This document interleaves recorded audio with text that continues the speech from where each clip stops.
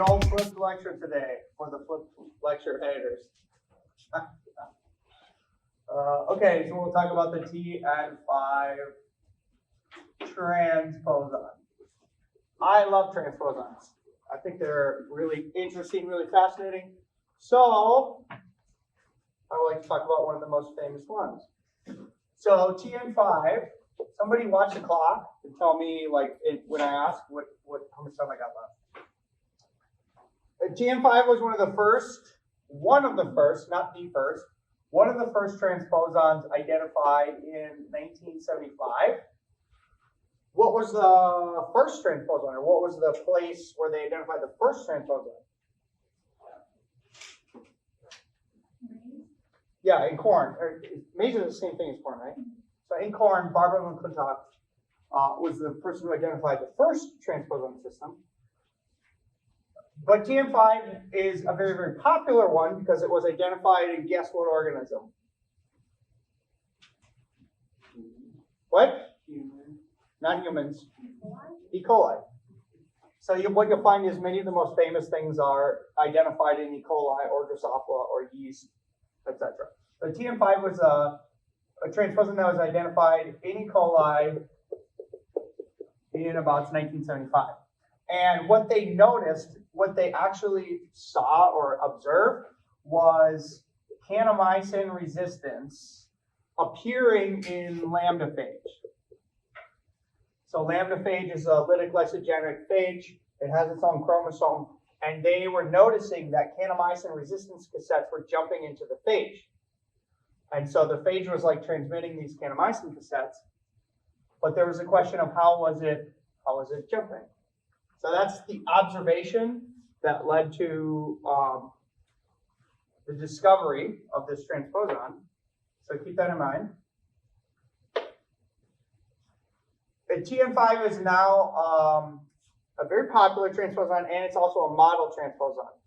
It's been engineered so that it has become very active, and so it's a very useful tool in biotechnology. So terminology.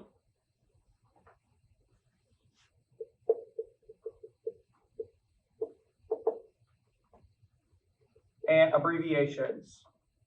Tn is transposon, okay, and Tnp is transposase. How are these different? Transposase is going to be the enzyme that breaks down. Yeah, that's the protein, the enzyme that does the jumping action. What is the transposon? The actual genetic material. Yeah, that's the DNA. That's the DNA that's moving. And okay, other things. IS is insertion sequence. What you're going to learn from Tn5, the structure of Tn5 is Tn5 is a classical example of how transposons can make mistakes. And so the sequence that they're inserting sometimes is not necessarily the transposase gene, not always. Sometimes there can be other insertion sequences. But insertion sequence is kind of like a vague term that describes the thing that's getting inserted. And you'll see this. You'll kind of see this in nomenclature of transposons. You will see things like IS50. IS50 is actually the name of the transposon gene, the transposase gene, in the Tn5 transposon. So there's kind of like a lot of complicated hierarchy, and I'll draw out the structure and then you'll understand a little bit more. ES is end sequences. I call these IRs, inverted repeats, and I will again describe that structure. But keep these kind of like abbreviations and terms in mind. They will come up in the literature. Okay.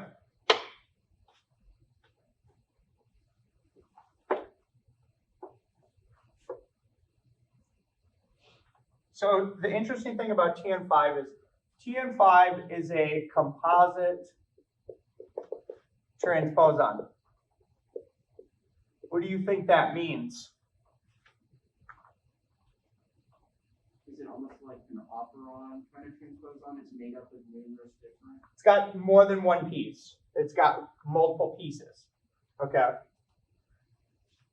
So I will draw the original Tn5 transposon. So this is Tn5.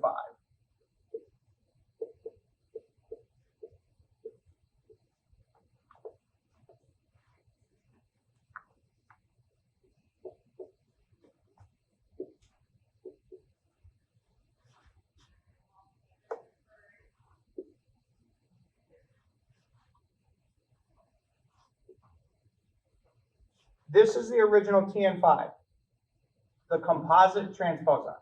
Okay. So there are actually two transposase genes in this composite transposon. Here's one on the left, called IS, the name is IS50L left, and IS50 right. So what can you already tell about these two genes? Are they similar or different? I mean, that's a bad question. Is there anything about proteins, nomenclature of proteins that can describe these two genes? Okay, I'm asking bad, prompting very poorly. These are paralogs. What are paralogs?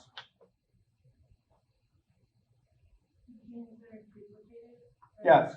So these are genes that have duplicated and usually diverged through evolution. So they're the same in the sense that they come from a common ancestor, or perhaps one of these was perhaps actually maybe the father or the mother of the other one, but they're different in a sense that they have diverged a little bit through mutations and evolution. And actually the really interesting thing about Tn5 is this one is dead. What do I mean by that it's dead? Yeah, it's pseudogenized. Or it doesn't work. There can be different meanings of dead. In this case, this one can't mobilize. This transposase gene cannot mobilize the transposon. It's dead. It's active. Its jumping activity is dead. This one is alive. The one on the right is alive. Okay? And it's got a promoter going this way. Inside of Tn5, in the middle, wedged in between, are three antibiotic resistance cassettes.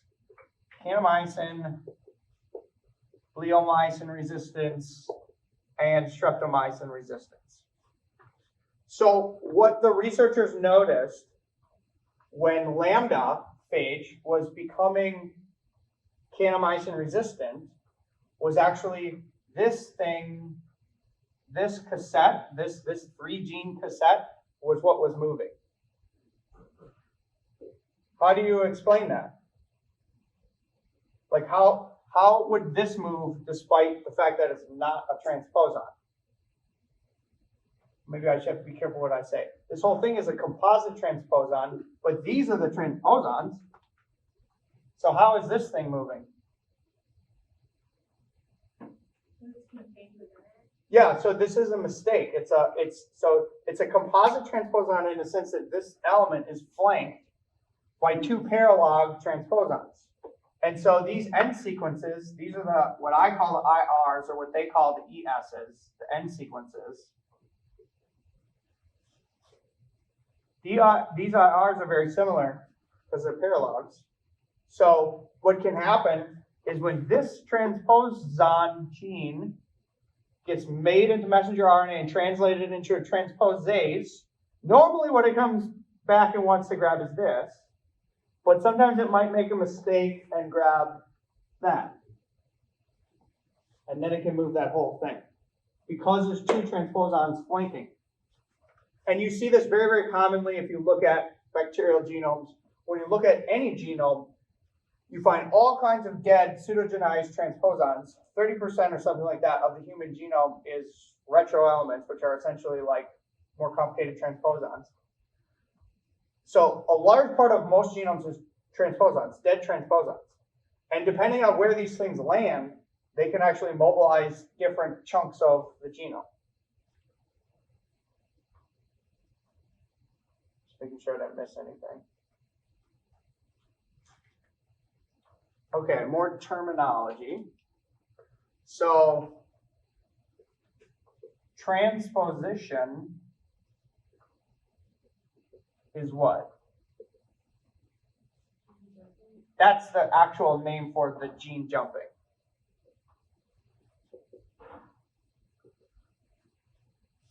Okay. Remember that in this case, in the case of Tn5, transposition is cut, then paste. Not all transposons are cut and paste. Okay. There are other transposons that are copy paste. Can you guess how they might be different? This is an interesting question. So I'm telling you, not all transposons are cut paste. Some are different. Some are copy paste. What would be unique about the mechanistic differences between these two that would allow one to copy? Instead of having base activity, it would do like a polymerase. Yeah, it would be a polymerase. What kind of polymerase? A special one. Reverse transcriptase. Yes, it's a reverse transcriptase.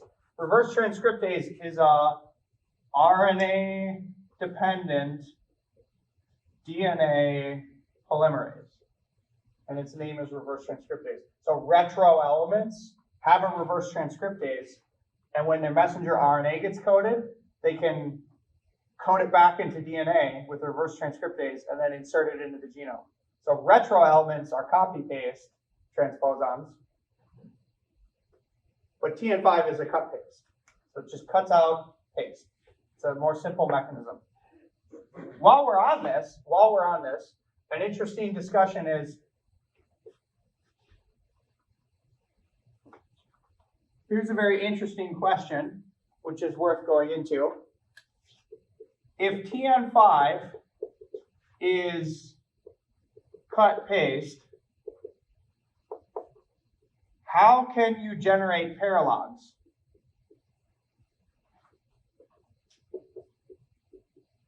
So paralogs are copies of the same gene. If Tn5 is just cutting, pasting, it's just taking X and moving it to a different location, how can you actually generate copies, paralogs? Any thoughts? And transposons do this. Like transposons are able to like duplicate themselves in a kind of a unique mechanistic way. Through cut and paste, they can duplicate themselves. How? How might you do that?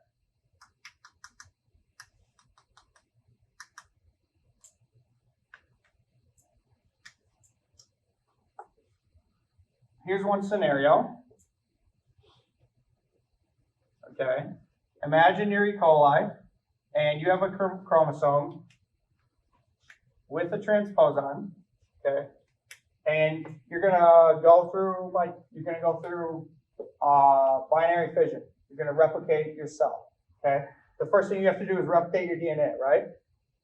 So what if you start replicating your DNA and you replicate all the way to here? So you're kind of like half done. What if you replicated your DNA and you were half done, and then this transposon jumped into from here to here? Now you got one chromosome with two transposons, not one. Does that make sense? And then the cell would divide, binary fission, and one daughter would get a copy that looked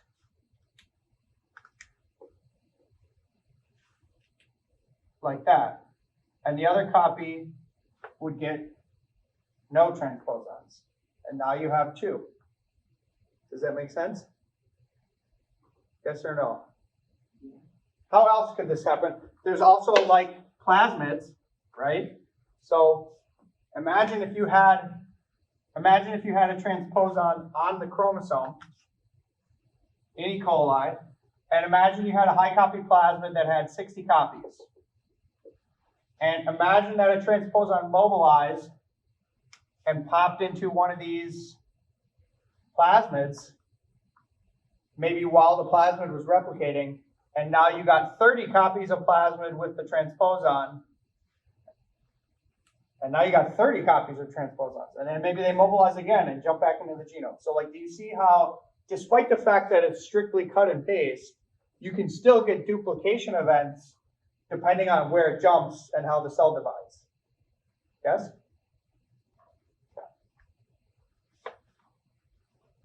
So transposons are famous for copying themselves, making paralogs, even though some of them can't actually copy their function, or use the copy function. Okay. So, transposition.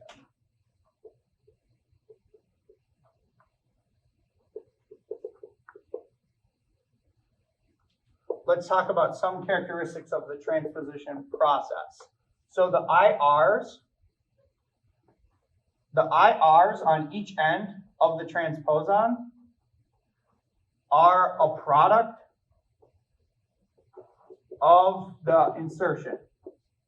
And I will draw out sort of like a mechanism of how that happens.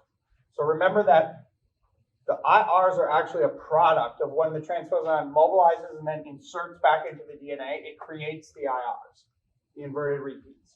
And inverted repeats, if you don't know, just quick definition, inverted repeats are essentially like, they can be 9 to like 100 base pairs about, you can probably have longer ones, but they are short sequences of DNA.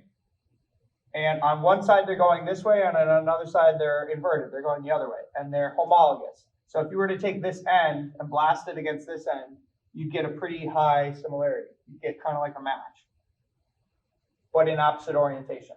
So that's what inverted repeats are. It's the same sequence, but flipped. And they're a product of transposition insertion. Were they reverse complements or just flip? They are, that's a good question. They are reverse complements.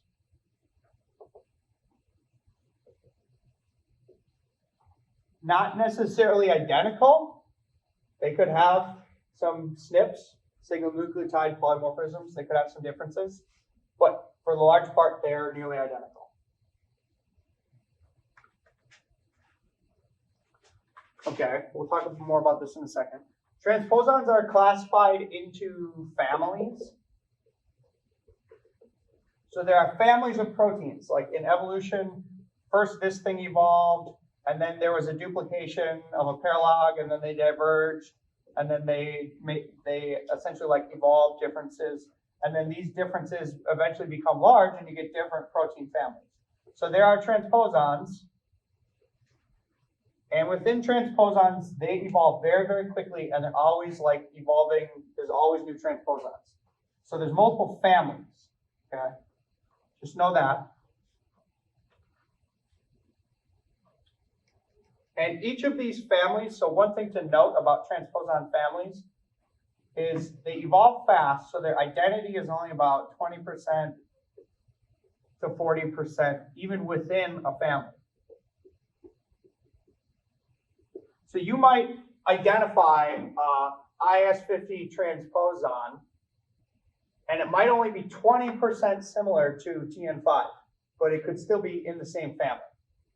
And in general, that's because the protein, the way that the protein is constructed, or the gene, if you look from the start codon to the stop codon of a transposon gene, they have what are called catalytic sites. What are catalytic sites? The site of an enzyme where the reaction is like, that uses. Yes, it's a specific site in a protein that actually does the action. And what do you think mediates the chemical action?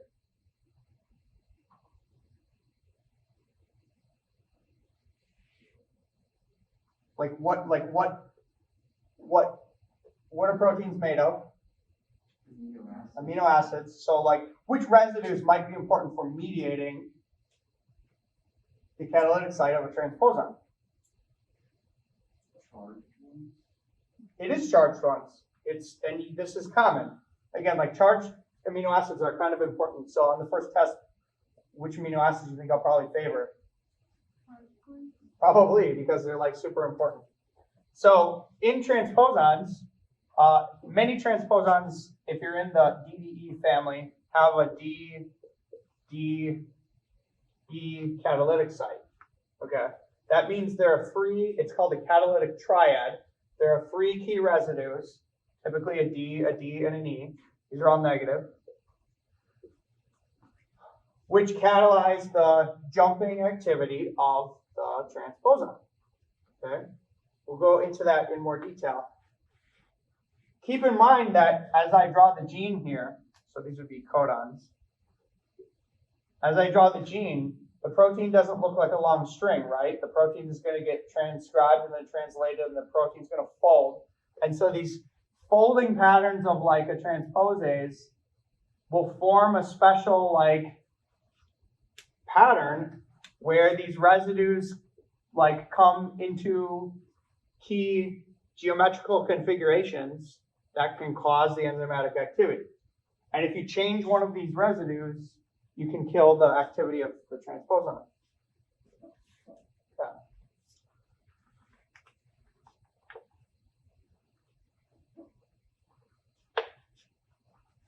So, what my final point that I wanted to bring up was the reason that they change and evolve so fast is because really the only thing that matters is these residues and the conformation at which they fold together. You can take a lot of mutations as long as you're not mutating like in the catalytic site. Okay, so imagine if you were to compare like homology. So you take an alignment of this sequence to another similar sequence. Everything, or not everything, but much of it, 80% of it can be different, can be mutating, as long as you maintain like the three key residues. It can still maintain activity, and it can change and evolve very, very quickly. This is true of many enzymes. Not all enzymes, but many enzymes. They can evolve fast as long as they maintain their catalytic sites. So it can actually be hard to detect families based on homology, if that's the case. Okay, let's do more detailed transposition. Let's do steps of transposition.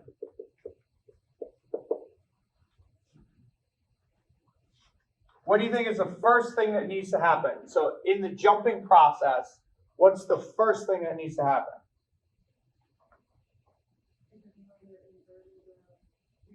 Yes, so the transposase gene made into messenger RNA, translated into protein, and then it needs to find its inverted repeats. So the Tn5 Transposase finds the IRs, or the ESs, depending on what nomenclature you're using. How do you think it finds IRs? This is kind of a good biochemical question in general. How do proteins find specific sequences on DNA? It's a good question. There's three models. There's one that's called bind and slide. I call this like sliding window. This is kind of like if you have a sequence of DNA, transposon just hops on it and just kind of like scans it. Slides looking for its thing. Some proteins behave like that. There's hopping, which is like it binds, dissociates, binds somewhere else, dissociates, binds somewhere else, dissociates, and maybe stochastically you find your sequence. That would be like hopping. And then there's something that they call direct transfer. My understanding of direct transfer, and they say it in the paper, it's like a monkey swinging through a tree looking for like good vines. And so a transposon, you would imagine it as it's somehow like sensing sequences that are kind of similar to its inverted repeats, and it's like grabbing, checking, is that perfect? Releasing, grabbing, checking, releasing, grabbing, checking. So very similar to hopping. I don't quite know how these two are different. I think the direct transfer is a little bit different because it's somehow like more likely to detect sequences that are closely similar to its inverted repeats. It sounds more not as random. Yeah, I think that's the thing. I think it's not random. In a sense, maybe it's got like if you imagine it had like 5 fingers and it's looking for like 5 grooves or something like that. It's less random. That's a very good way to put it. Okay, so that's step 1. It's got to find its inverted repeats.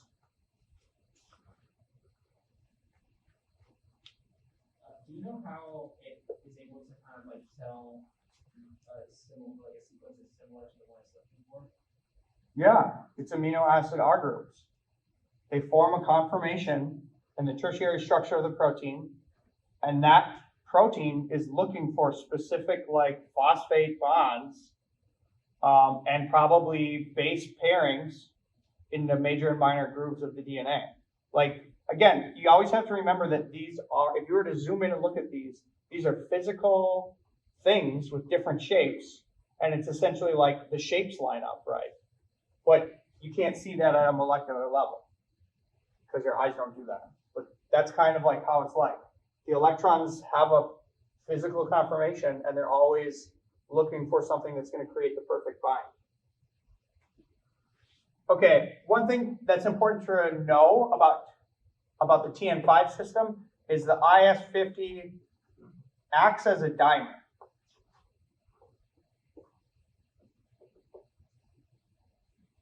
And in the paper I was reading, they were kind of like vague about whether it needs to dimerize and then it finds its inverted repeats, or whether one finds an inverted repeat and then another comes in and dimerizes. They were pretty vague about it.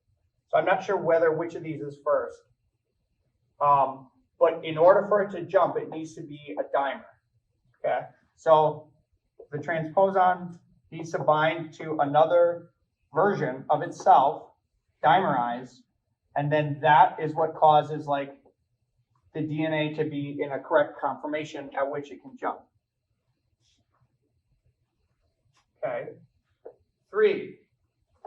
The transposase cuts. Actually, it's a special term here. It nicks the DNA. That's actually a scientific term. What does that mean, that it nicks the DNA? How does it cut it?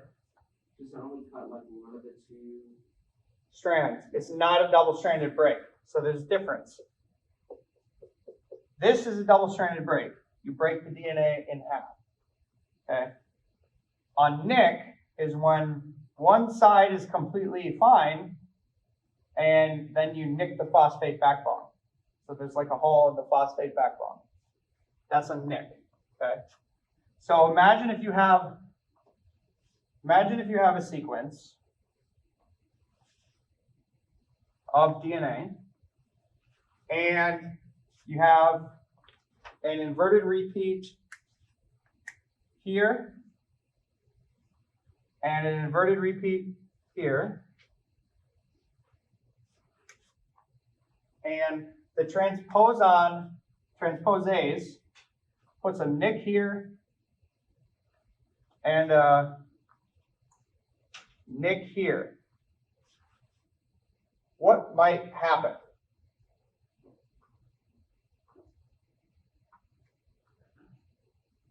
There's a nick on the top and the bottom. What happens? So there's one nick here, and there's one nick here. DNA ligase? Well, okay, that would be what the transposon does not want. The transposon does not want DNA ligase to come in and fix that. You're right. DNA ligase. Things I was wondering, like, You're right. How is this possible with DNA ligase existing? Like, does it have to Well, it can happen quick. Yeah, And remember that when the nick happens, there's a big protein sitting here probably blocking any DNA ligase. okay. So there's also like physical occlusion probably happening. And you'd also have to want like DNA ligase, I don't know if it's always present in the cell. It might, somebody should fact check this, but it might be most present when DNA is replicated, right? Because that's when you're gonna wanna repair things. Although it probably is constitutive, like you probably always want it Yeah. around. But again, the question is like how much of it is present and is it actually physically able to get to that spot when the transposon is like right there? Probably not. So, okay, not DNA ligase, what happened, although they could happen. Does it cause tension, and so basically kind of like starts pulling them on each end, allowing? There probably is some kind of a tension thing, probably, which probably contributes to essentially, I want to think just a little bit more, like what else might happen if there's a nick? Rotation. So imagine you start like kinking and then bending DNA. Parts of it might kind of like unfold, right? Okay. So imagine you get some kind of like pressure that's kind of like releasing some of these hydrogen bonds, and maybe you'll get something like an unfolding here and like an unfolding here a little bit. And guess what? This thing matches this thing. So what happens if these hydrogen bonds find these hydrogen bonds? You're going to get a hairpin. So the first thing that happens is it nicks, and then as soon as it nicks, it induces a hairpin. And so what gets created is this thing that looks like this, something like that, with the transposase dimer bound at the hairpin. Okay, so you get this hairpin, and then essentially the fourth step is there's some exposed hydrogen bonds on the phosphate backbones, and there's some kind of a nucleophilic attack, and then that nucleophilic attack essentially like finalizes the cleavage. And so you get this like release of this hairpin DNA structure with the transposase dimer. Okay. So then imagine that would have been step 4. It's like release of the cargo. So then let's draw the products. You got this thing. And then you have this left over, which is essentially like parts of these inverted repeats are left over, like that. So what's the fate of the donor DNA? What probably happens to this? What? Does it bind together again? Yeah, you can do blunt and repair. So there's different repair mechanisms that can deal with this. Blunt and repair is essentially like these probably just find this, and then you get this thing smashed together. And so the gene or whatever was there comes back together, except there's an insertion of an inverted repeat that can break that gene. That would be one fate. You might also get homologous recombination, which would repair it.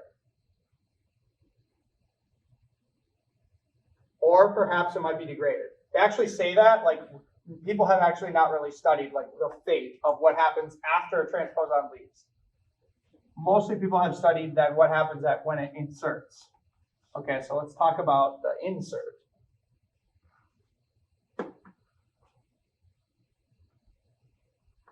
So remember that if you stretch this thing out, remember that what it looks like is something like this, where you have these overhanging inverted repeats.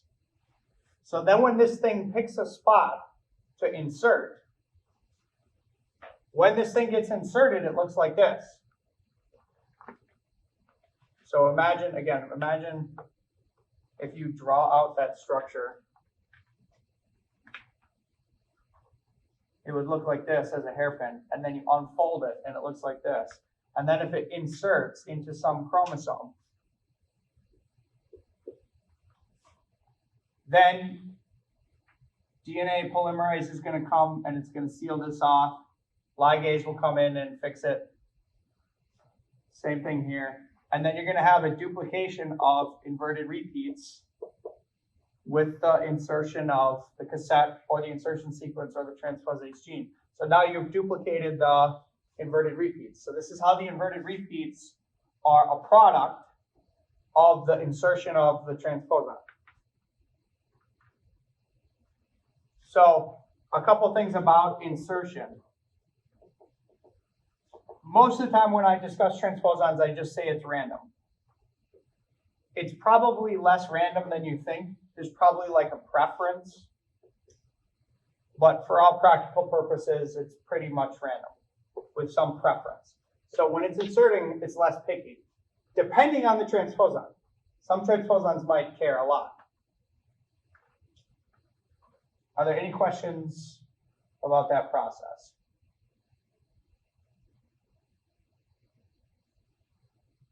Okay. So the IRs are central for both removal, excision, cutting, and they become a part of the insertion, which is how the transposon maintains itself. How much time do I have left? 13? 14. Oh my God, okay. I think I can make it work. Okay. Let's talk quickly about the DDE, catalytic site. It obeys kind of like a similar biochemistry to many nucleases, so this is worth teaching because it's relevant to kind of nucleases in general. A nickase would be a nickase, and a double-stranded break inducer would be a nuclease. Okay, so there's different types of nucleases. There's nickases, endonucleases, exonucleases, but they all kind of have a similar pattern in that you have these catalytic sites which are usually charged, and usually what happens is there's some folding pattern which brings the catalytic site together, and then usually the catalytic sites grab onto a magnesium ion. Why would they grab onto magnesium?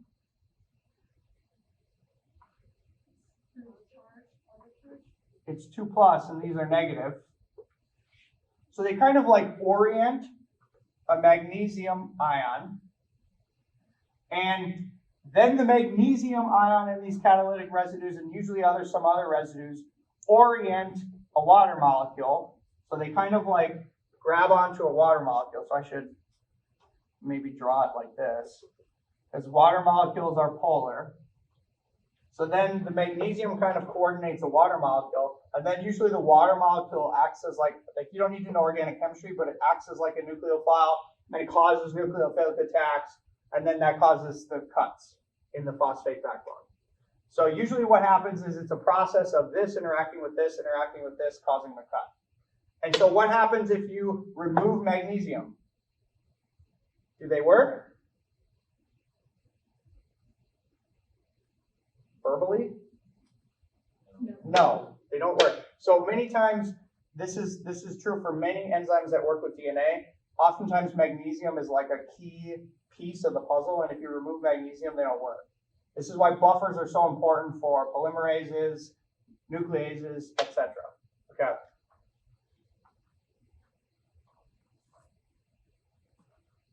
Okay. A couple interesting things about Tn5. Tn5, the wild type Tn5 is not very active. It means it doesn't jump very much. Why? Why would it do that? Why would you make an enzyme that jumps but not very much or not very well?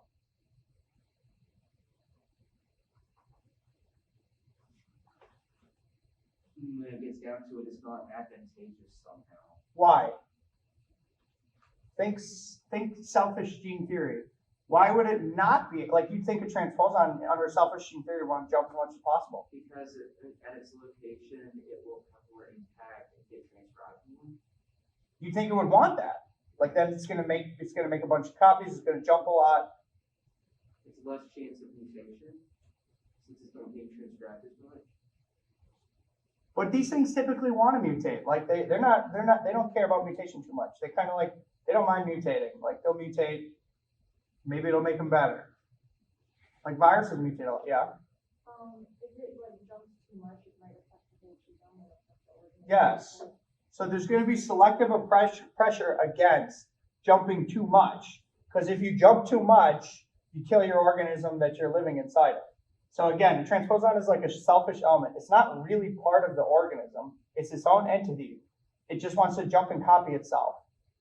But if it jumps and copies itself too much, it becomes completely parasitic and it will kill its host.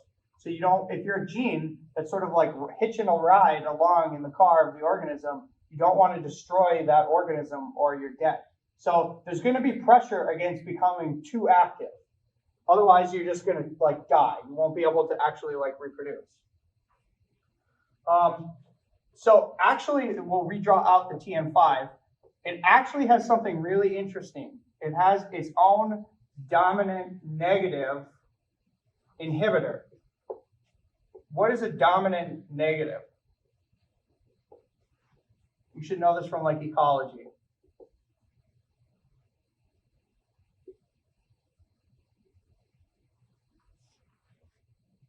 What's a dominant negative? Really?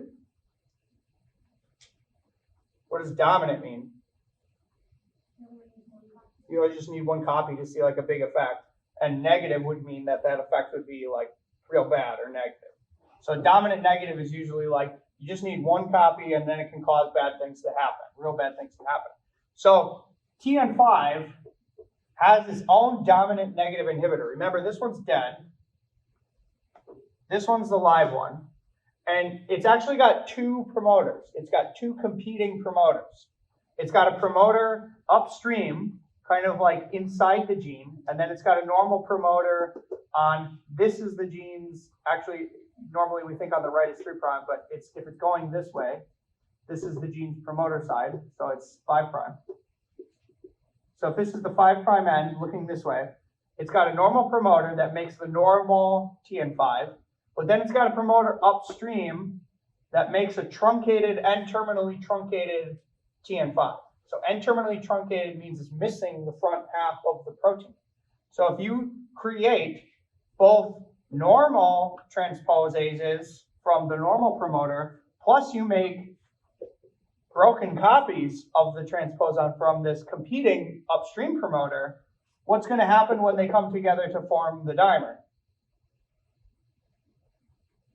You're going to get a setup that can't jump, right? So it's dominant negative because as soon as one of these broken ones pairs with the full one, it's disassembled the whole machine. It can't function. So the Tn5 system actually is limiting its own jumping activity on purpose through evolution of this cryptic upstream promoter to keep its activity down, like keep a low profile. Does that make sense? So stoichiometrically, you're going to have most of things that look like this that can't jump. But then sometimes you're going to get the full complex that can jump. So it's a function of lowering its jumping activity. This dominant negative form, that's the N-terminally truncated, has a name. It's called INH. Or guess what it stands for? Inhibitor. Yes. Very good. So, okay. How much time do I have left to finish up here? Okay, good. That's perfect. So, there are applications of Tn5 in biotech. Very popular. Very famous in biotech. But first, what would you have to do, knowing that it's not very active, what would you have to do to make it more useful in biotech? You got to make it hyperactive.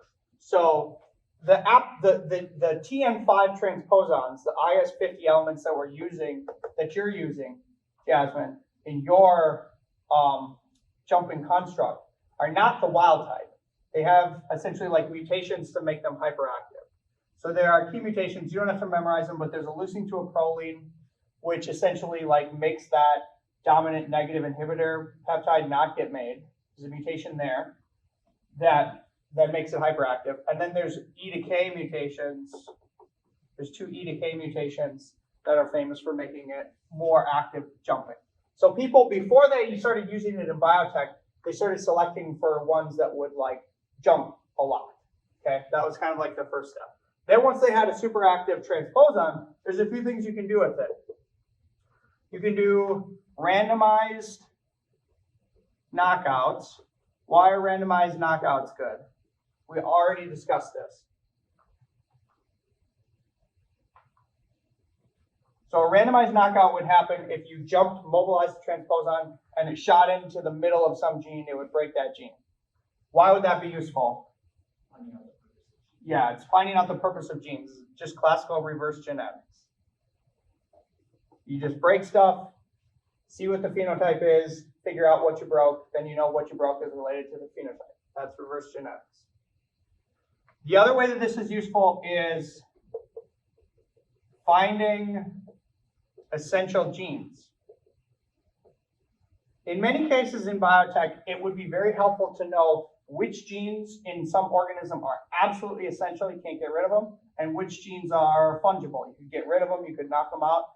How could you use a transposon to find all the essential genes in an organism?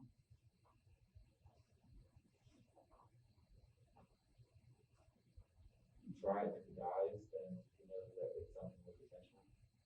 Yes, but reciprocal. So you'd shoot a bunch of transposons into the organism. If they died, you wouldn't recover them. You would only recover insertions in genes that the organism can tolerate to lose. Does that make sense? So if you shoot a bunch of transposons in genomes, sequence a bunch of genomes, then genes with Tn5 inserts are non-essential. And you do this so many times that you start to get the same genes over and over and over and over again. And once you've seen the same genes get knocked out hundreds of times, you know you've covered the entire genome.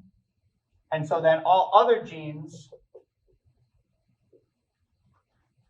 are essential. So when they made the minimal mycoplasma cell, this was one of the first steps.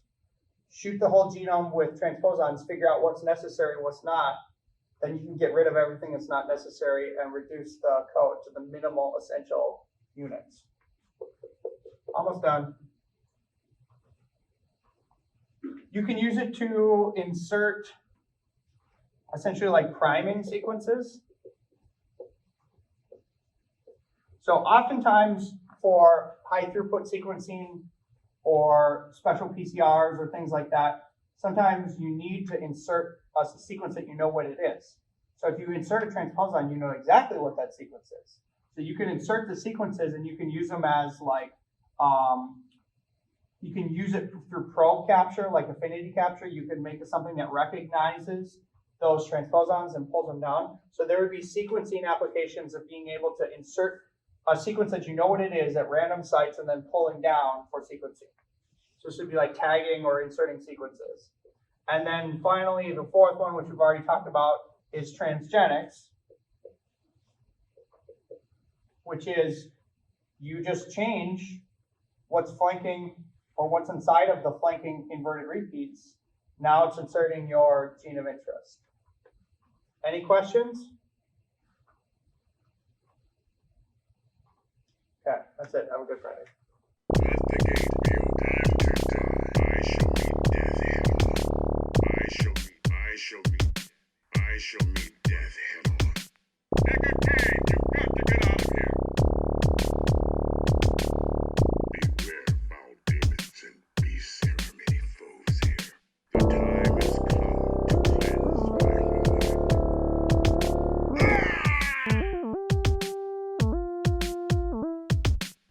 This monastery winks with